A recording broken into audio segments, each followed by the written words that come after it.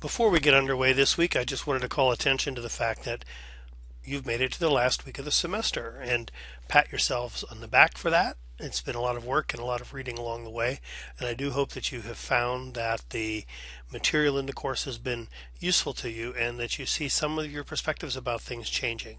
This really is a part of what I'm hoping will come from your participation in this course.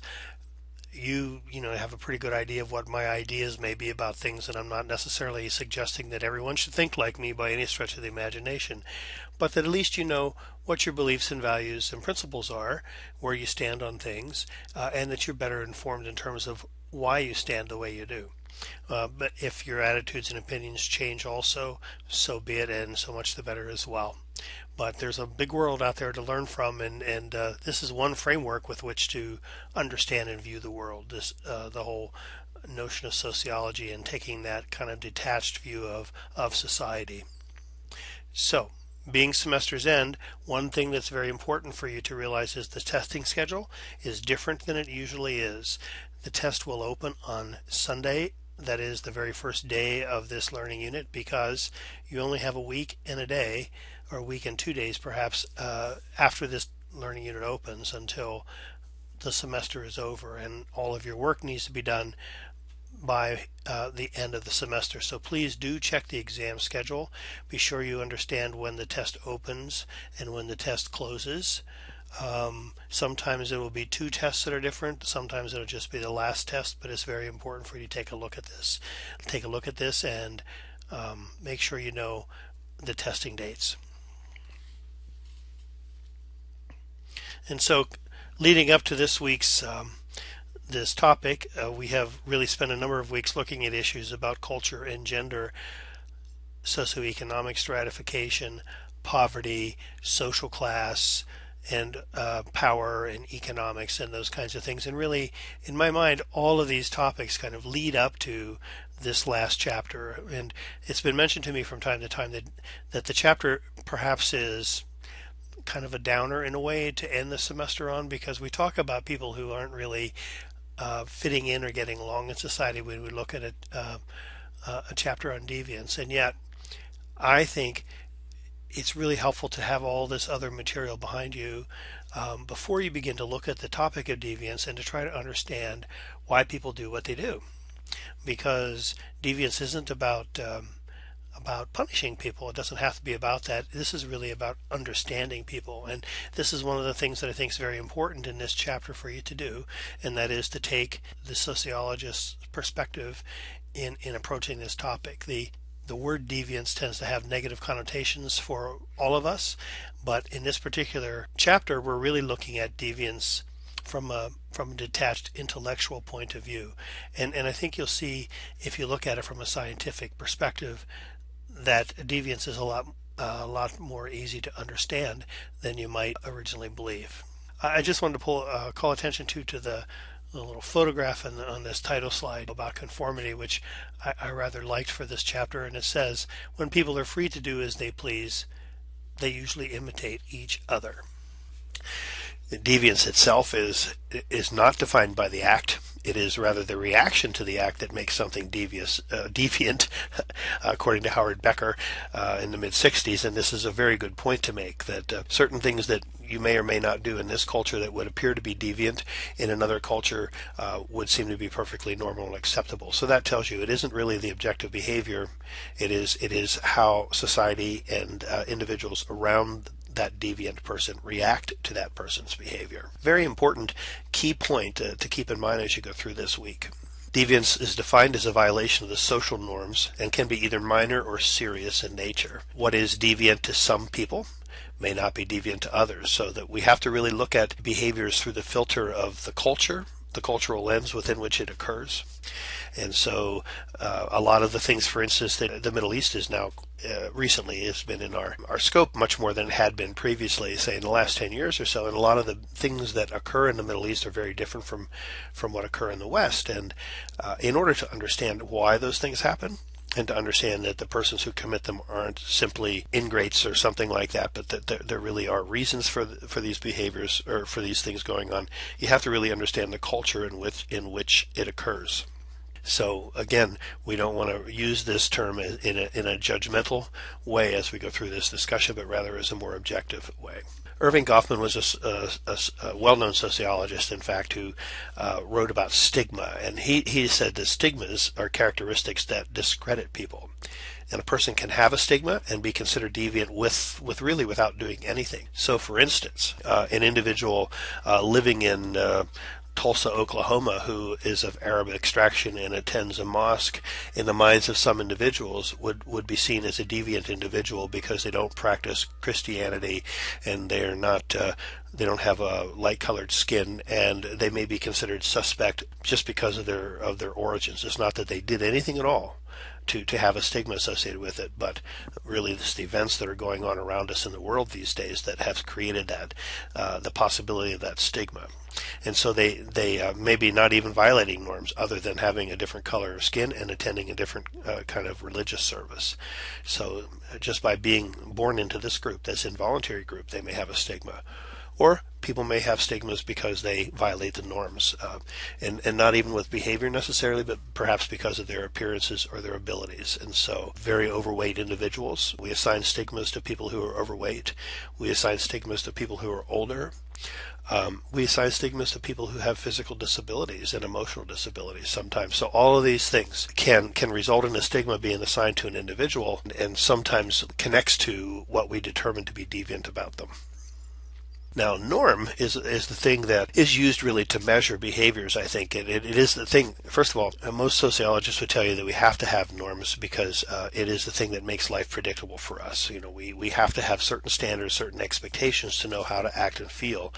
And if you could imagine, and maybe it would seem like it would be a pleasure to live in a place where you didn't have expectations put on you or limitations in terms of what you do or say or think or feel. But I think if you lived in an environment like that for very long, you would begin to recognize that predictability and structure and limitations really do have a point. It helps us to get along, and rather than having to get up every morning and wondering, oh no, what's next, you kind of have a sense of what's going to go on during the day, and so you can concentrate on other things. And so norms are very important in our existence, and sometimes they're informal norms.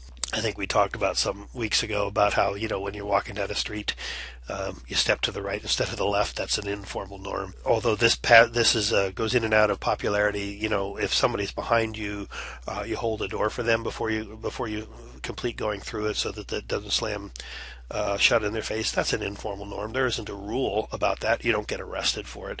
People may maybe scold you if they see you letting a door slam in front of somebody, but really, it's an informal norm.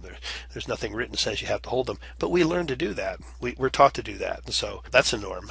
More formal norms are things like the speed limit, and you don't take other people's lives, and on and on and on. Those things, when you violate those norms, at least then when you're caught, that's a crime, and so you get arrested for that. So all of these things help to bring about the social order, and this enforcement of it, both formal and informal, whether it's with the legal system or if it's with your mother and father's scolding looks or your children's expectations. It's what we call social control. So what explains people who deviate from the norms? And there are different explanations for this, and different classes or groups of explanations. One looks at socio-biological explanations that, really kind of looks for answers inside individuals, and kind of ponders the questions of genetic predispositions, biological defects or biological imperatives, those types of things. For instance, men as a group tend to be more violent than women, and one of the groups of explanations, I suppose, that you'll often hear is that has to do with the fact that it's testosterone, which incidentally may or may not explain violent behavior. It may actually be the result of behavior, or it's our hardwiring, or it's we're bigger and we're expected to do this. We've done this since the dawn of time. Those kinds of things. Those are all explanations of a socio-biological nature that say there's hardwiring in an individual that causes this certain thing to happen. Psychological explanations focus upon conditions with the individuals, but really doesn't look to the biological aspects or the genetic aspects, but rather looks at things in their personality. And generally speaking, I think psychologists believe that the personality features that we all have are really brought about by things that occur to us. It may be brought about by some biological factors, but by and large, it's things that have happened to us that have changed the way we see the world or ourselves. And so psychological explanations for deviance may include, the diagnoses for those in prison are antisocial personality disorders, and something has occurred in this person's life that leads them to be totally insensitive to the needs of others, and usually pretty manipulative and very good at getting their own way with people. That's an antisocial personality. They used to call those psychopaths or sociopaths. That's a psychological explanation for deviance that psychologists would like to use from time to time. And of course, you've probably figured out by now that this is a sociology class, and so the sociological explanations are the ones that we're going to really look for and look at more thoroughly for the remainder of this particular lecture. And this is what happens outside individuals that causes them to be deviant. And so this looks at things like their socialization patterns and what cultures and subcultures they live in, what groups they belong to, what social class they've been raised in, what their age is, what their gender is. All of those kinds of things have something to do with sociological explanations for deviance. And so you can see that really any one of these may be valid. None of them may be valid. I mean, combinations of them may be valid.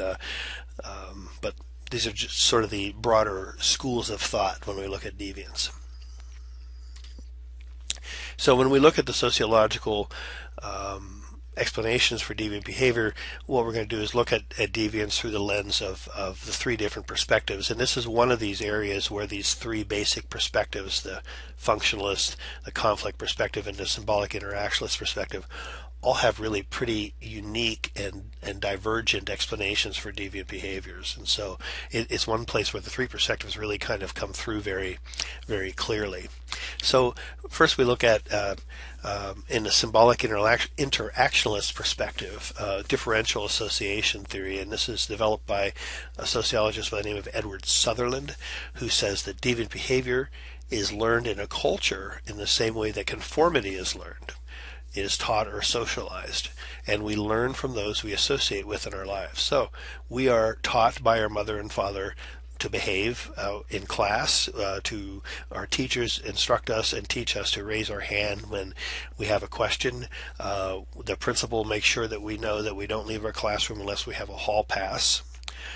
When we go off into the world, we may live in a dormitory that will permit a certain range of behaviors, but there's also limits to those behaviors. Maybe looser than our home, but still not. You can't be totally wild in the dorm, and and then when you go into the work world, there's certain ways you're supposed to dress and all those kinds of things. These are all things that we're taught and socialized to do. And when we do those things, we're rewarded either with the approval of our parents or the lack of punishment from our parents, academic success in school and in college, and a good paycheck and promotions maybe at work.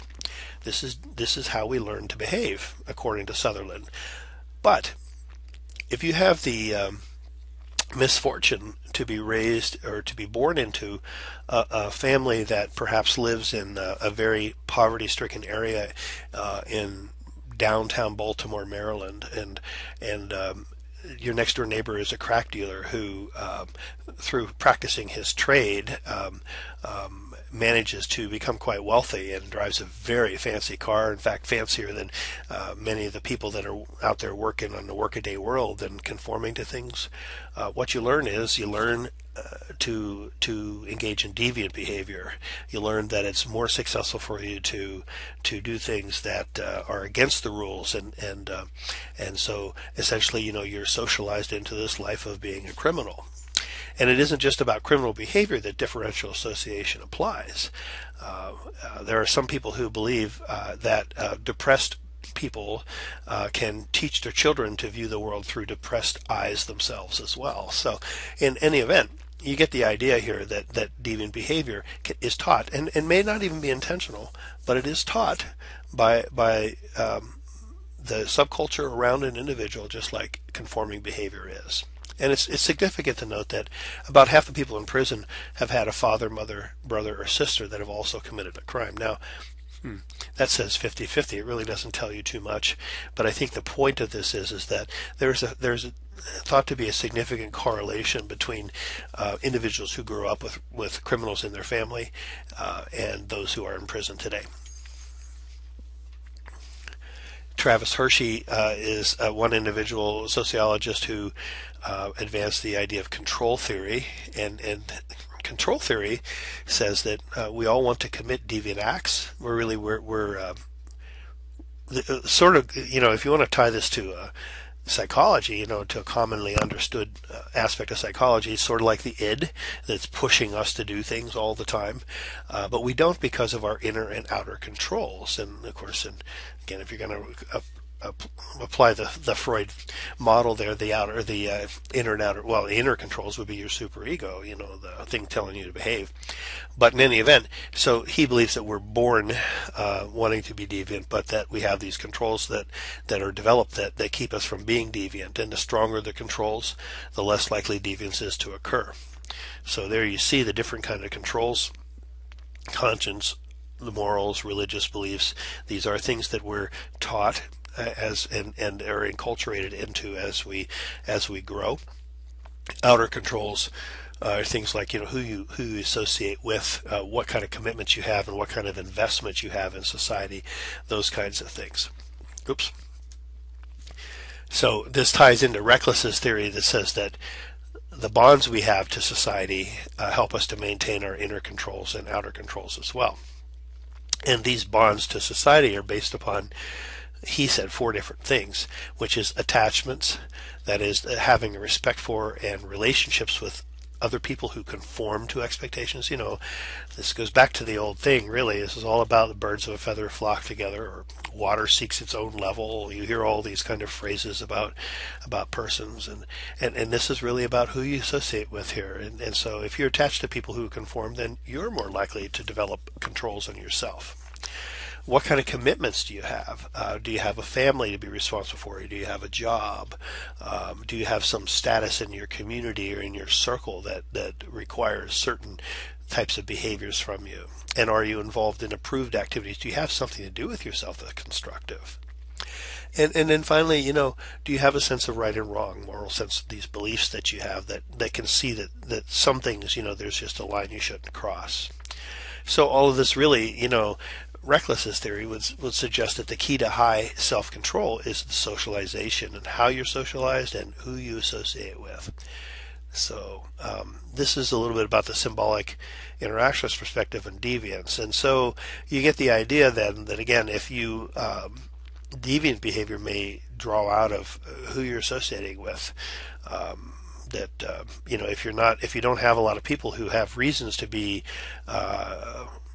connected to conforming behaviors, then you very well will grow up being deviant as well.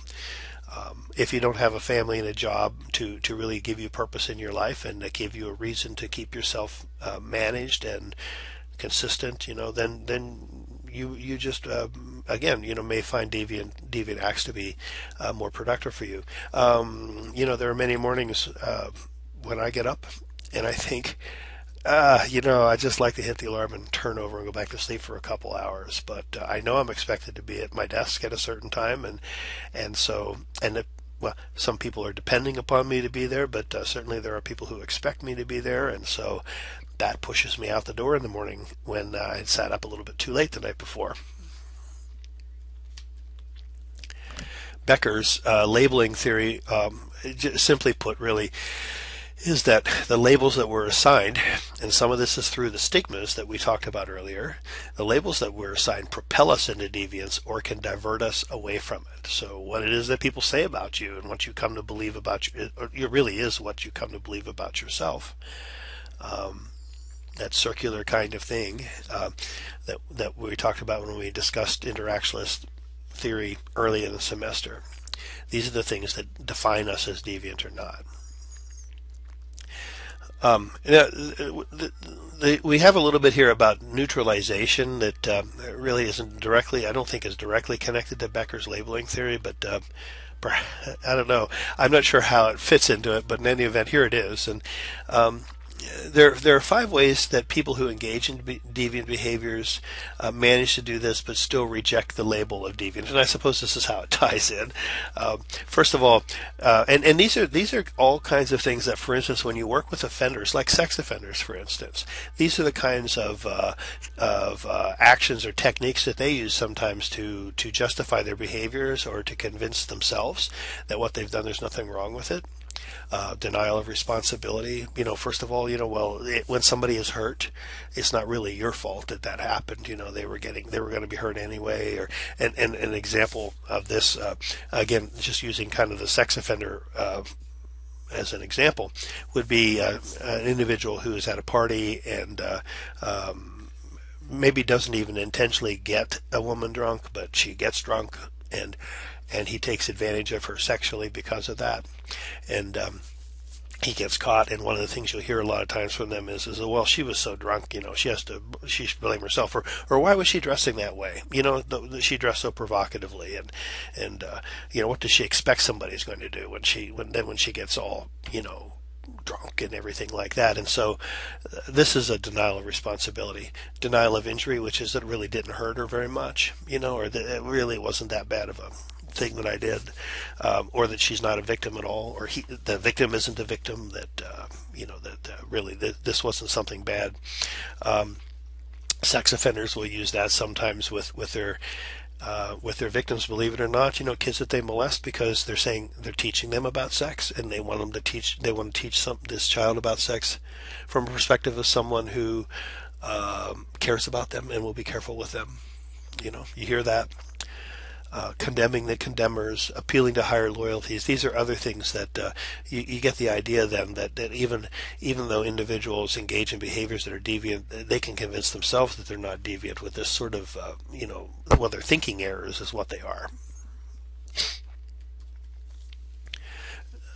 Durkheim talked about deviance, and now we're moving on, by the way, to the functionalist perspective. Durkheim's explanations of deviant behavior was that it was functional because of what it does for society. But that it, first of all, affirms our moral boundaries by causing some reaction in us that's negative. It helps us to realize that a line has been crossed, and that without that deviant action, we wouldn't know that line existed. And so it helps us to know where the limits are. It helps us to be unified in that we do as a group agree on certain things, that this is acceptable, this is not. And it also can sometimes promote social change. An example there would be the Occupy movement, Occupy Wall Street and wherever else they were occupying. Unfortunately, now see this deviant behavior, occupying a park and refusing to leave and just living there, and unfortunately, or maybe not, I don't know, it may have been by design, but most people believe that movement hasn't been more successful. It's not done, I think. Because their message is very clear to those who understand it. That is, the 1% at the top are the ones who are benefiting from society, and the rest of the 99% are victims of those 1%. That really they're the ones that control the resources, the economic resources in our nation, and they manipulate them to their own advantage, and it hurt others in the process. That's a very clear message of the Occupy movement, and yet I think a lot of the nation didn't get it because a lot of people aren't really thinking about those things, and maybe ought to think about that. Some would say that the presidential election in 2012 clearly had some implications about the 1%, running for control of the country, and the other side wanting to tax the richer people and the rich people resisting that. So the Occupy movement had the potential, at least, to promote some change, to raise our consciousness, and to lead the 99% to some sort of a understanding of what the issue is, and then change things.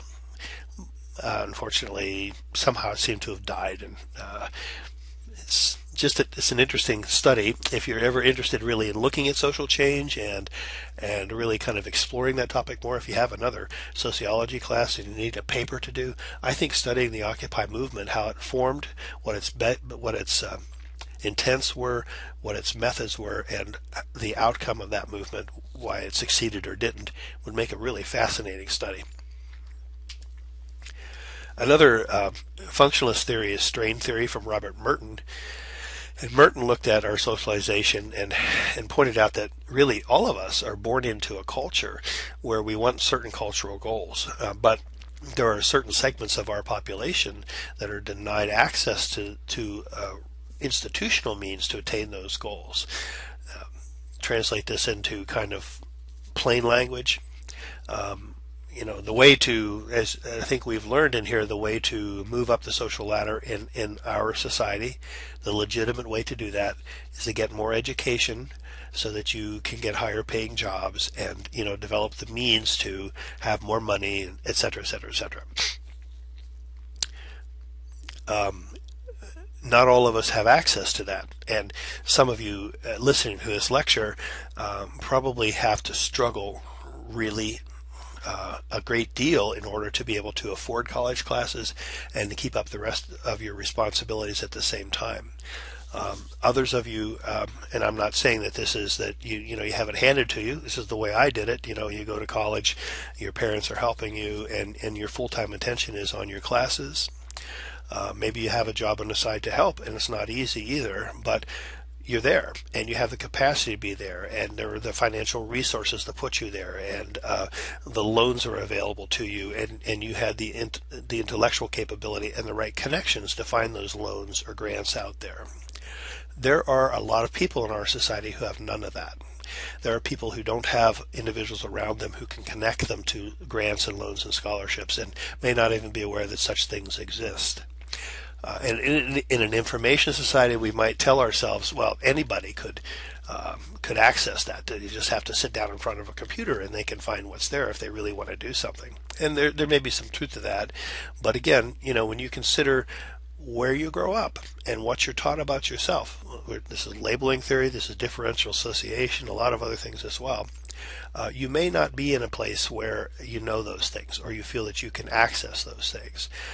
And in fact, you may not be able to access them because of lack of funds and things like that. And so these are individuals who are, although on television and in the store windows and on the streets and all around them, all of those things that we all want is there, and they want them too, but they don't have the same means to attain them. They don't have the legitimate institutional means to get there, and so oftentimes they revert to illegitimate means to get those same things. This is that strain, and the sense of anomie, which is is a term, a sociological term for normlessness. That is, if all of these things are out there, but I'm not afforded the unequal opportunity to get there, or given any opportunity to get there, why should I play along with this society that sets the rules up such that it's impossible for me to get what everybody wants? And so therefore, to hell with society, and I'll just get it the way I know best to get it. That's kind of anomie. When the norms don't work for you, totally don't work for you, and this is true for many, many people in our life. When the norms don't work for you, you abandon those norms. You give up a sense of desire to go along with them, and you go about getting things the way that you know you can get them. And now it's interesting to note that, and probably not surprising to you, that this sense of anomie is higher among lower socioeconomic groups. And don't confuse, as we talked about a few weeks ago, don't confuse race with socioeconomics. We're not talking about racial groups, we're talking about socioeconomic groups. And those of lower means tend to have a higher sense of anomie, clearly because, the capitalism and the society is not working so well for them. And they have less access to institutional and socially approved means of success. So then illegitimate opportunities to success are the ones that they have to take if they're going to be successful. And this can also apply in the upper classes, and as you see, two different kinds of things develop. In the lower class, you tend to see more street crime, gang membership, maybe drug dealing, things like that. These are all things that provide other opportunities for success. Gang membership, you become somebody important in the gang. Even if it's not, whatever it is that gang is doing, the gang membership affords you a status that you cannot get in regular society. So this is why a lot of times youth from lower socioeconomic groups will associate with gangs, because they have a role, they have an importance there they can't get anywhere else. In upper classes, white collar crime and fraud are the way that individuals will deal with this. And there's going to be more about this in another slide or so. But it's important to realize that white collar crime, it's not the thing we're afraid of. We're afraid of somebody breaking in and taking our TV, and we're less concerned about somebody, fraudulently using our credit card to charge thousands of dollars of things and make us responsible for it, or we're not. Or somebody who takes our investments and puts them, or lures us into making investments in things that are really kind of false things, and so these are the things that the total cost of society, the total cost is 18 times higher for white collar crime than street crime, and yet the things we really want to have punished are those lower socioeconomic groups, and more about that later. So you really have two types of crime: the white collar crime that's committed by those who have wealth and power, and corporate crimes.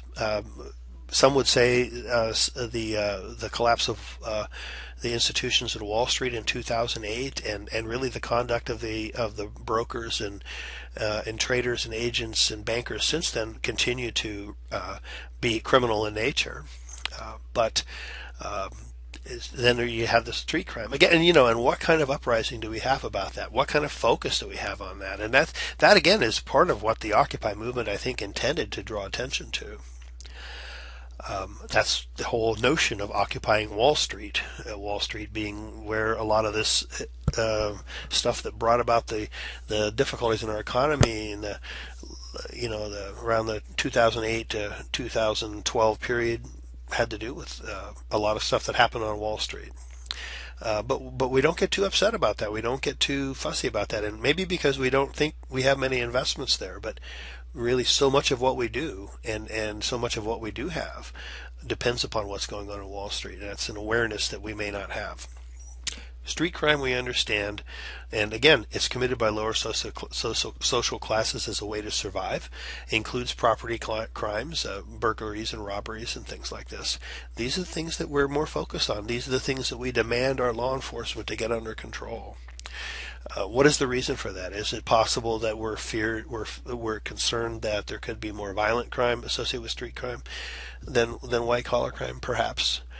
But there's a distinct difference in how we respond to these two, and this is something to keep in mind, because this could be connected to racial stereotypes and those kinds of things.